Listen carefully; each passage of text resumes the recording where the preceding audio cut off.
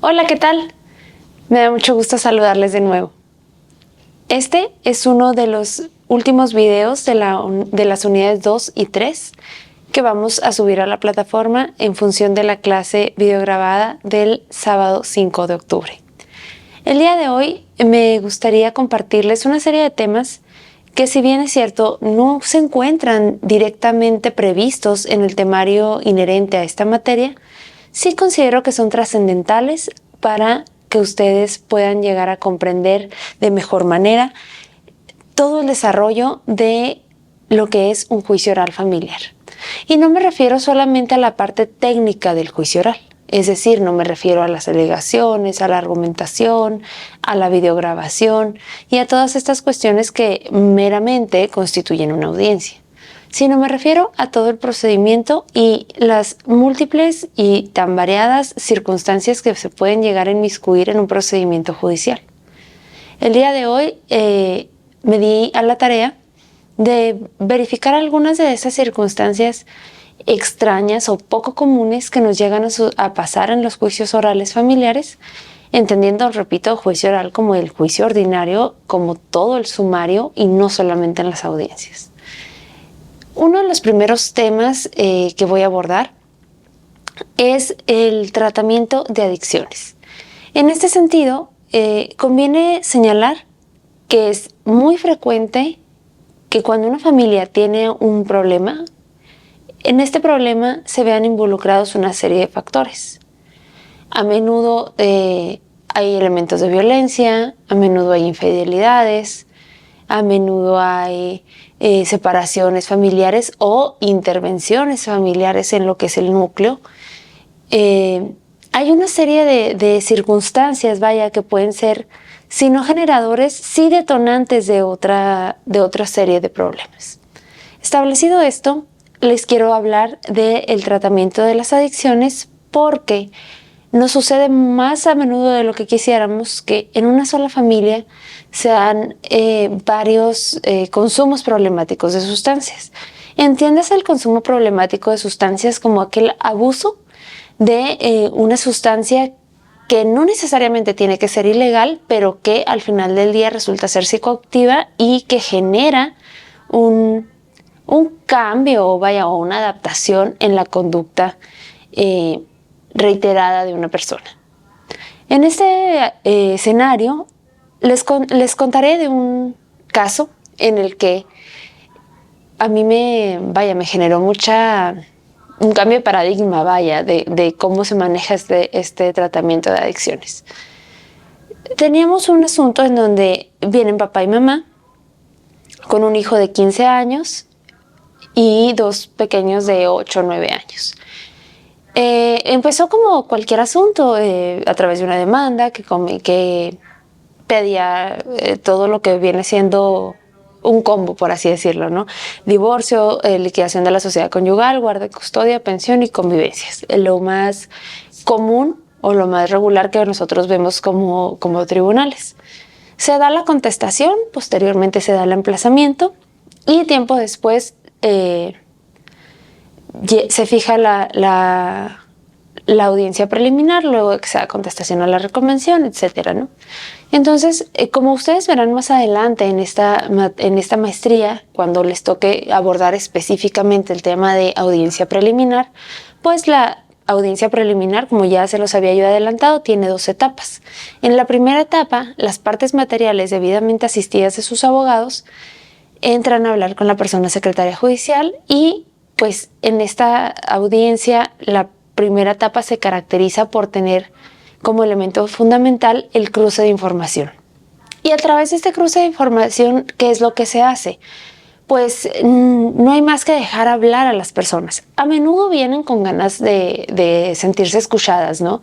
Y este escenario de sentirse escuchadas es per se acceso a la justicia. Es decir, seguramente nos ha pasado llegar a alguna institución pública y encontrarnos con que no nos atienden, no nos escuchan, tenemos algo que pedir o que decir y nadie nos atiende, valga la redundancia. Entonces, les reitero, este cruce de información es per se acceso a la justicia porque la persona secretaria judicial te escucha con toda su atención. una vez que se realiza este cruce de información, pues ya la persona secretaria judicial empieza a hacer propuestas. En este asunto que yo les digo, las personas llegaron sumamente herméticas. No deseaban cruzar información, no querían hacer ningún tipo de convenio, etc. ¿Y qué pasaba? Bueno, es obligación de la persona secretaria judicial hacer el cruce de información. Entonces, cuando las personas no llegan, digamos que con la mejor actitud para realizar el cruce, pues nosotros comenzamos a preguntar. Comenzamos a preguntar cosas como ¿cuál es el escenario real y actual que tiene el asunto? ¿Por qué? Porque a menudo vienen de demandas que se presentaron hace 3, 4 meses, que quizás el emplazamiento no se dio de forma rápida. Incluso a veces la demanda ya tiene 1 año o 2 que se presentó y apenas estamos en preliminar porque tardó mucho en realizarse el emplazamiento. Entonces, pues comenzamos a preguntar cuál es el escenario actual con preguntas sencillas como ¿está viendo a sus hijos? ¿Hace cuándo que no los ve? ¿Está pagando la pensión? Etcétera, ¿no? En este escenario, cuando llegan las personas a la audiencia preliminar, les digo, estaban muy herméticas, muy herméticas. Y al momento de anunciar la audiencia, yo no me percaté que habían traído a sus hijos a la audiencia. Pues resulta que el hijo adolescente trató de golpear a su padre al inicio de la audiencia, o mejor dicho, antes de que ingresaran al juzgado en el área de los elevadores del edificio. Trató de golpear a su padre, tuvieron que hablar la seguridad, se armó todo un escenario que pues tenía raíces obviamente anteriores derivadas de la separación familiar que se dio por el consumo problemático de sustancias del padre. Entonces, al realizar este cruce de información, yo me percato, los abogados me comienzan a decir, porque las personas no querían hablar, y los abogados me comienzan a decir, no, pues pasó esto, el adolescente acaba de golpear al padre, y el padre intentó golpear al adolescente, se gritaron esta y esta serie de cosas, etc. Entonces yo al entrarme en esta situación, pues le pregunto obviamente al señor qué pasó, por qué está este distanciamiento, esta fractura con su hijo, por qué estas reacciones al verle. Y el señor no me quería decir, pero ahí es cuando la señora me contó. Hay un consumo problemático de cocaína, de marihuana y una serie de sustancias ilegales. Y gracias a ese consumo, el señor comenzó a vender las sustancias y luego, pues como una consecuencia de este comercio que él hacía, unas personas llegaron y atacaron la casa, se armó todo un escenario en el que obviamente estuvieron presentes el hijo adolescente y los hijos más pequeños. Se llevaron al señor un tiempo, lo desaparecieron un tiempo, el señor está de regreso, pero el adolescente tiene esta sensación de que por culpa del consumo de sustancias de su padre se fracturó toda la familia. Y no soy quien para decir si el adolescente tiene o no tiene razón, pero definitivamente cualquier niño, niña o adolescente, al estar presenciando un escenario de esta naturaleza, pues le representa en su psique un evento traumático. Y ese evento traumático difícilmente va a poderse dejar de lado ante un escenario en donde se le vaya de obligar a convivir o de que se trate de reunificar la familia. ¿Por qué? Porque es muy significativo para él. Entonces, continuando con el cruce de información en la junta anticipada, me doy cuenta, me percato de que las posturas de las personas no están tan lejos. Es decir, el señor sabía que su hijo adolescente, pues, no lo tenía en el mejor concepto. Entonces sabía, ya que por la autonomía progresiva del mismo adolescente, que cada vez va siendo más independiente, va tomando sus decisiones, pues él sabía que era prácticamente imposible que su hijo se quisiera ir con él en temas de guardia y custodia, es decir, que quisiera vivir con él. Luego, con los hijos pequeños pasaba lo contrario. La madre presentaba estilos de crianza rígidos, coercitivos, castigos corporales, y entonces los hijos pequeños estaban completamente en contra de la madre. De hecho, a la fecha de la audiencia tenían alrededor de 1 mes viviendo con el padre. Entonces estaban así como que el adolescente se quería ir con mamá y los pequeños con papá. Pero aquí es donde viene la labor de la persona juzgadora, que no solamente se limita a aplicar la ley de manera literal, ¿no?, o a rajatabla, sino que tiene que interpretar conociendo la gama más amplia de los derechos humanos. ¿A qué me refiero con esto?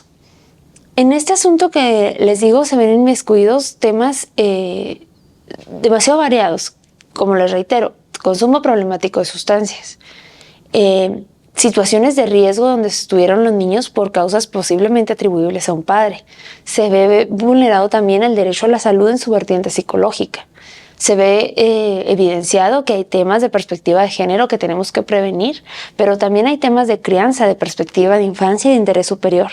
Y este interés superior materializado en el derecho de los niños, por un lado, a mantener relaciones familiares sanas, que les generen vínculos afectivos saludables, y por otro lado, a su salud en su vertiente psicológica, es decir, a no sentirse en riesgo al momento de que están al lado del padre. Entonces, anotado lo anterior, tenemos que la versión formalista de la audiencia preliminar te dice, número 1, entras a la junta anticipada y cruzas información. Si ese cruce de información te permite llegar a un convenio, ese convenio se aprueba ante la jueza o juez y se determina el asunto. Si no te lo permite, bueno, admites las pruebas y citas para juicio. O incluso puedes hacer convenios parciales, tal vez un convenio de guardia y custodia y llevarte todas las otras prestaciones para el juicio. En ese sentido, vaya, lo que correspondía entonces, al no haber condiciones para que se realizaran, vaya, las convivencias, pues no había una manera de solucionar el conflicto de fondo, porque siempre íbamos a tener como pendiente este tema.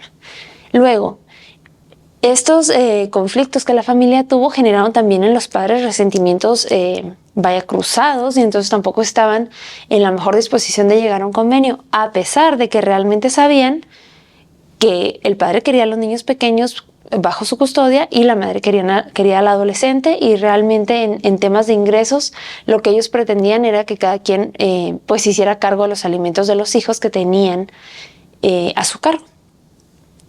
Entonces, ¿cuál es el escenario aquí? Tienes prácticamente las bases de un convenio probable posible, es decir, se querían divorciar, la sociedad conyugal no era un problema, la guardia y custodia ellas prácticamente lo tenían definido y los alimentos también. Pero ¿qué pasaba con las convivencias?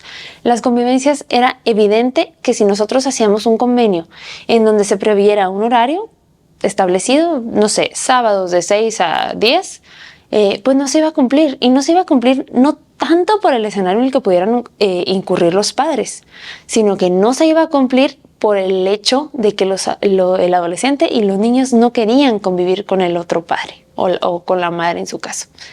Entonces, si nosotros visualizamos esta situación, este asunto como un todo, como una interpretación teleológica de lo que implicaba, de las causas, de todos los factores involucrados, nos damos cuenta que el temor de los niños era el consumo de sustancias del padre. Y vaya, en aras de proteger obviamente el interés superior del niño, tampoco se le puede arriesgar a volver a pasar por una situación de riesgo como el evento que ellos narraron. ¿Qué se hace en este tipo de asuntos?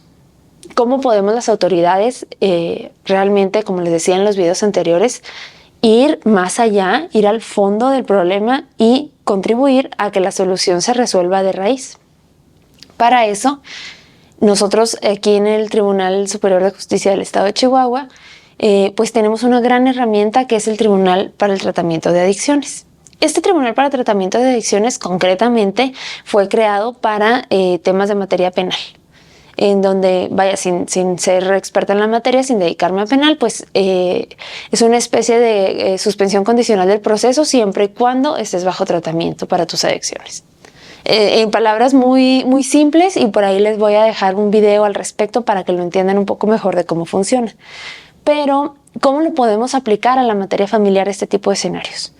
La Secretaría de Salud de aquí del Estado, y estoy segura que cualquier Secretaría de Salud del país seguramente tiene programas destinados a prevenir el tratamiento de las adicciones.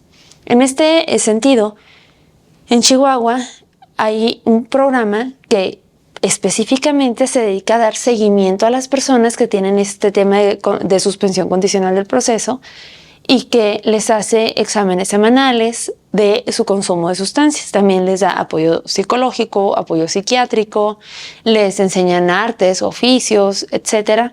¿Para qué? Para tratar de generar una una reinserción social sin el requisito previo, vaya, de haber estado privado de la libertad.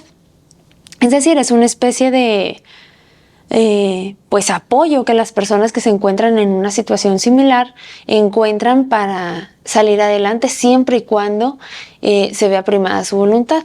¿Y a qué me refiero con esto? Es decir, las personas necesitan ser voluntarios en este tipo de programas, pero realmente los resultados que hemos obtenido son muy buenos. En el caso que yo les platico, lo que hicimos fue que el padre se comprometió a inscribirse en una serie de programas y talleres tendientes a trabajar sus adicciones. Y no solamente, no solamente quedaba en una promesa, sino que lo que el padre hizo fue decir: me voy a someter a los tratamientos, voy a ir a Alcohólicos Anónimos, voy a ir a esta serie de grupos especiales para el consumo problemático de las sustancias que yo consumo, y esto le va a dar una seguridad a mis hijos de que yo estoy cambiando para bien, para transformarme en un hombre diferente. Eso es lo que él argumentó en la sala de audiencias. Pero ¿cómo podemos entonces los tribunales asegurarnos de que esto ocurra? Bueno, a través del seguimiento del tratamiento de las adicciones. Entonces, lo que se hace es que de manera orgánica se procura solucionar el conflicto y se sancionó el cúmulo de las prestaciones que ellos preveían, pero el tema de las convivencias, en lugar de llevarnos las convivencias específicamente como una acción a resolver en la sentencia, lo que hicimos fue suspender la audiencia preliminar y decir: ok, te vas a someter a todos estos tratamientos y apoyos, y una vez que pase el periodo determinado en el que el especialista nos indique que tú ya estás completamente recuperado del consumo problemático, entonces vamos a volver a vernos para abordar la posibilidad de que tus hijos te quieran ver de nuevo. En ese sentido, o bueno, de que tu hijo adolescente te quiera ver de nuevo, mejor dicho. En ese sentido, también teníamos que realizar pues prevenciones para asegurarnos que los hijos menores de edad que no querían estar con la madre por temas de violencia que también estaban demostrados, pues no sufrieran ningún riesgo con el padre, porque por un lado teníamos violencia física y psicológica, y por el otro lado teníamos un riesgo inminente y un riesgo ya con antecedentes, ¿no? Entonces, ¿cómo podíamos nosotros asegurarnos? Bueno, nos auxiliamos de la Subprocuraduría de Protección Auxiliar de Niñas, Niños y Adolescentes, y esta Subprocuraduría realizó un seguimiento, realizó estudios biopsicosociales en el domicilio del señor y con su red de apoyo para que el juzgado estuviera informado mientras él seguía en tratamiento de todas las cuestiones que sucedían en el domicilio, si los niños estaban en algún escenario de riesgo o si alguno de sus derechos estaba viendo vulnerado. Entonces, fíjense ustedes cómo el andamiaje institucional se ve unido para realmente resolver la raíz de un problema. Este asunto que les platico ya llegó a buen puerto, el señor ya terminó su tratamiento para el consumo problemático de sustancias. Al juzgado se le estuvieron remitiendo los informes de manera semanal acerca de que el señor salía completamente sin ningún tipo de sustancia. ¿Y cuál es lo bueno de esto? Bueno, que nosotros pudimos haber dictado una sentencia que dijera no hay condiciones para las convivencias, sométete a ciertos tratamientos, ven y demuéstrame en la vía incidental que ya estás listo para convivir con tus hijos. Pero ¿cuánto tiempo nos hubiera llevado esto? Es decir, de la audiencia preliminar hubiéramos tenido que admitir pruebas, preparar pruebas, abrir juicio, hacer alegaciones, desahogo de pruebas, citar para sentencia. Muy probablemente esto nos hubiera llevado meses. En cambio, si hacemos uso de todo el andamiaje que existe institucionalmente destinado a esto, pues podemos resolver desde el primer momento, desde que se realiza el cruce de información y nos damos cuenta de cuál es la problemática, podemos resolver la situación de una familia. Como les adelanté al inicio del video, yo sé que estos temas no vienen tal cual en su temario, pero me parece indispensable que se hable de estas herramientas que las personas juzgadoras tienen y de cómo podemos utilizarlas en beneficio de un asunto. en beneficio de que se solucione el verdadero problema de la familia. Muchas veces como litigantes me ha tocado que llegan al juicio alegando que se deben de suspender las convivencias porque el padre o la madre tienen un consumo problemático de sustancias. Pues sí, o sea, suena muy padre de acuerdo con tu teoría del caso, pero es que un niño o una niña no se pueden quedar sin papá toda la vida solamente porque, sabes que tu papá representa un riesgo, no puede convivir contigo. Pues sí, el niño qué culpa tiene, ¿no? Nos preguntaremos. Entonces, la ventaja de utilizar estas herramientas que parecieran no estar, no están tan contempladas en la legislación familiar, pareciera no ser algo del día a día o de la legislación básica que se aplica en los juicios orales, cómo nos auxilian a resolver la verdadera raíz. En un segundo video les voy a platicar qué fue lo que hicimos en relación a los niños y cómo les ayudamos o les contribuimos a que ellos visualizaran lo que su papá estaba, pues por la situación que su papá estaba pasando, y cómo fue que ellos reaccionaron ante este cambio y ante estas nuevas intenciones de su padre, que no solamente se quedaron en ello, reitero, fueron documentadas y que los niños pudieron participar en este proceso activamente para que su padre se pudiera, revincular con ellos. Es evidente que muchas veces las rupturas de los núcleos familiares no son, no son una cuestión menor. No se trata de que todos los asuntos se puedan solucionar para que las partes se reconcilien, pero sí se pueden solucionar para que el tránsito por el conflicto resulte mucho más ameno, menos gravoso para todas las partes. Entonces, les voy a dejar un video descriptivo, ilustrativo, que les hablará un poco más de este tribunal para el tratamiento de adicciones, que les vuelvo a decir, si bien está previsto para materia penal, a nosotros en materia familiar nos ha servido mucho. Y esto, si ustedes se fijan, tiene íntima relación con lo que es la verdadera naturaleza de los juicios orales. Es decir, el artículo 4 nos obliga a tutelar la salud de las personas. Entonces, como cualquier consumo problemático, cualquier situación que vaya y afecte más allá la vida de los miembros de la familia, tiene que ser visto desde esta manera, empática. Si bien son personas juzgadoras las que resuelven, pues no se trata solamente de sancionar o de castigar, sino que se trata de ir más allá y resolver el fondo, la raíz del verdadero problema. Nos vemos en un siguiente video.